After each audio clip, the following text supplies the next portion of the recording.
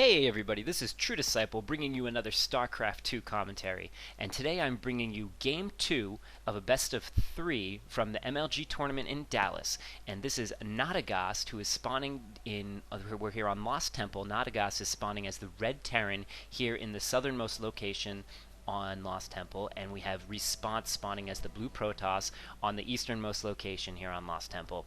And so let's talk a bit about that first game. So in the first game, we saw that, as Nada was saying, well played last game, cry eyes, and TY, good luck yo. And I mean, there was just exceptional play there. ReSpOnSe did a perfect timing push with a 4-gate off of 2 bases, which is something that I have not seen before.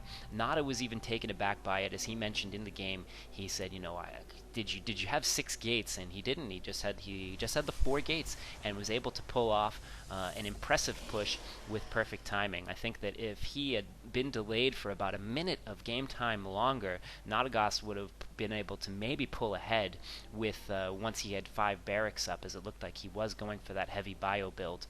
And since ReSpOnSe had not teched at all, even with his 2 bases and all those extra minerals, I assume maybe a robo was coming out relatively soon. He was just going for that 4 gates and for that heavy push, and that's what he did there. So, but let's get into this game and see what's going on right now.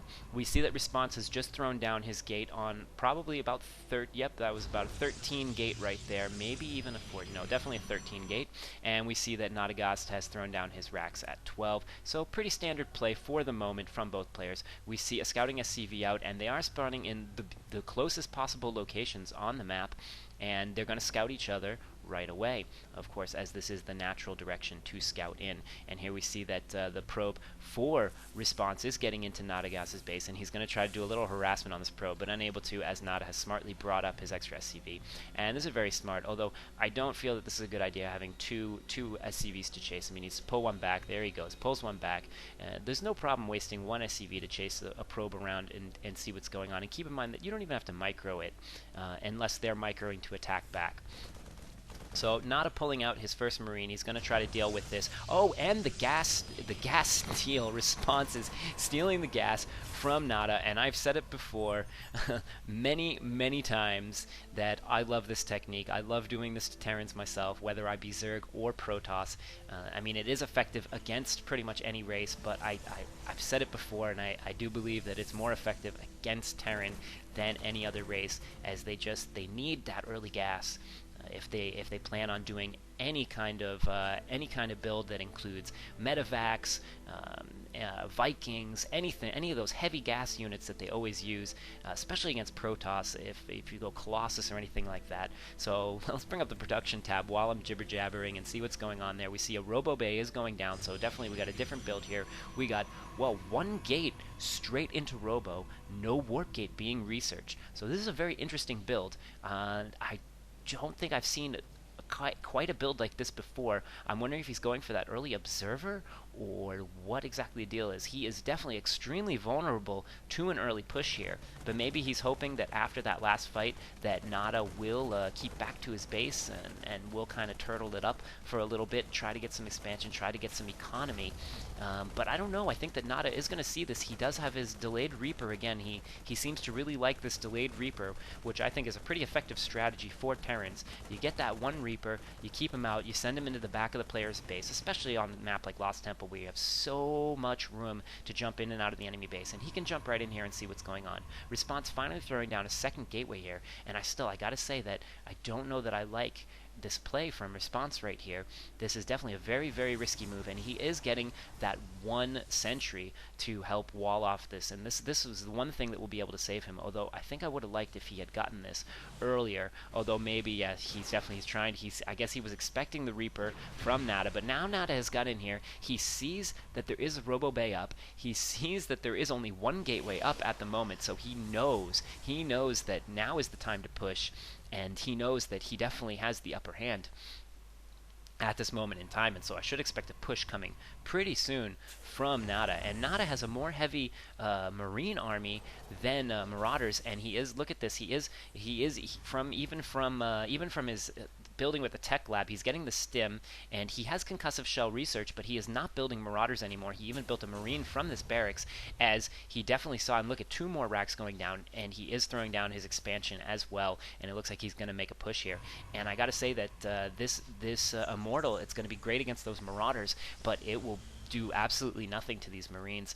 As I've mentioned in other games before, it takes 3 shots to kill a marauder from an immortal, and it also takes 3 shots to kill a marine because of the damage differential. I mean, they do 50 damage to armored units, and so 125 health, that is 3 shots, but they only do 20 damage to non-armored units. And, well, do the math, 45 health, that's 3 shots. And so they're pretty worthless against the cheap marines that you can just pretty much throw at immortals and destroy them. On top of that, of course, the immortal's hardened shield is not activated by the low damage attack of the marine. So, but that being said, it looks like I was wrong. It looks like Nada is not going to push out after seeing that, although I definitely would have thought he would try to pull some harass there, but I guess he is maybe afraid of the responses using sentries to block off his ramp, as would be expected when a Protoss is going for a tech build like this. You always want to get out those sentries. You always want to use them to wall off your ramp and take care of business. And definitely, as is very, very common against Terran, you do not want to build any of your production buildings down here to wall off as you would against, say, Zerg, or even another Protoss, because against Terran, they can just come up here, they can scan, they can snipe your production buildings or whatever buildings you have blocking off, and their response is throwing down his expansion now, but he's a little bit slow as Nadagast is now moving his out. And I gotta say, look at this, a Ghost out for Nadagast. Very, very smart play. This Ghost is going to be definitely very, very well played here, and let's see if he has enough energy for an EMP. No, not enough energy for an EMP yet, but he is at 69, 70 energy, so very soon, in just a few seconds here, he will have enough energy to cast EMP. And look at this, the perfect timing. He just now, and there is the EMP, taking out all of the shields of that immortal and moving out. He's doing very well, microing back very well. It does look like ReSpOnSe does have the larger army at the moment, but Nada is just controlling his troops extremely well, stimming away, picking off all of those zealots, and now moving back in, and sentries trying to throw down those force fields to be able to take care of this, but using stim to continue to come after ReSpOnSe's units and the concussive shell, slowing down the units of ReSpOnSe and just taking out almost that whole army. And at this point, I really don't think that ReSpOnSe can do anything against this force, although he is now pushing it back, able to push it back with these zealots. But look at the extreme control coming from Nada, using those marauders and telling the marauders, like, not only attack, kite moving them away, but also getting each of the 3 marauders to attack each of the 3 zealots of ReSpOnSe each time that they stopped, so that they would slow all 3 of them. Incredible micro coming from Nadagast there. Nada showing why he is the top-seeded player in this matchup with his extreme micro. But ReSpOnSe is definitely doing extremely well here, given the risky build that he went. And I gotta say that maybe this build will now pay off for him, and he does have a Twilight Council down, and charge is researched already. I must have missed that even there. I didn't see any charges coming out, so it must have just finished, and that is going to be extremely, extremely effective against this bio ball, as the charge will just allow the zealots to get around this army and completely surround it and keep it, hopefully, if he can get around the side of him even, it can keep them from using their stim to be able to kite away.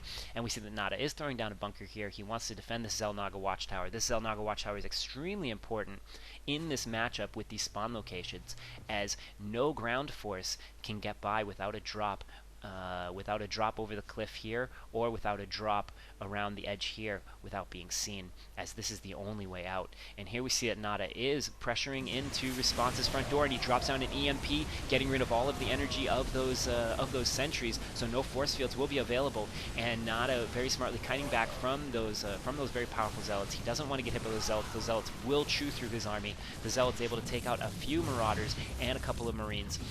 But it looks like Nada is able to pull in, and he might be able to get the snipe on this Nexus right now. We see 1 Stalker and 2 Zealots being warped, and Zealots are exactly what ReSpOnSe needs right now to deal with this army. and he is able to chop this up. And look how powerful those zealots are with charge against that army, that bio army. They're just not able to escape, even with stim. Although this one hero marine with 3 kills, able to get away. But look at these reinforcements coming in for Nada, able to reinforce this Xel'Naga watchtower once again and push in with some more units. And he just wants to, he's going to keep the pressure on ReSpOnSe now. He says, you know what, I've got ReSpOnSe where I want him. I've got him pinned against the ropes. He is chewing through my troops, but let's check the production tab. Let's check the income tab real quick and see what's going on there. And we see that Nada is far ahead on income. ReSpOnSe has fallen so far behind. He's only got 29 workers compared to 43, and now this small contingent of forces will be able to snipe this Nexus, and it does not look like ReSpOnSe will be able to respond to it. Although, look at this, a DT. I missed in the production tab. I'm sure all you guys were going, oh, what a noob, he missed it.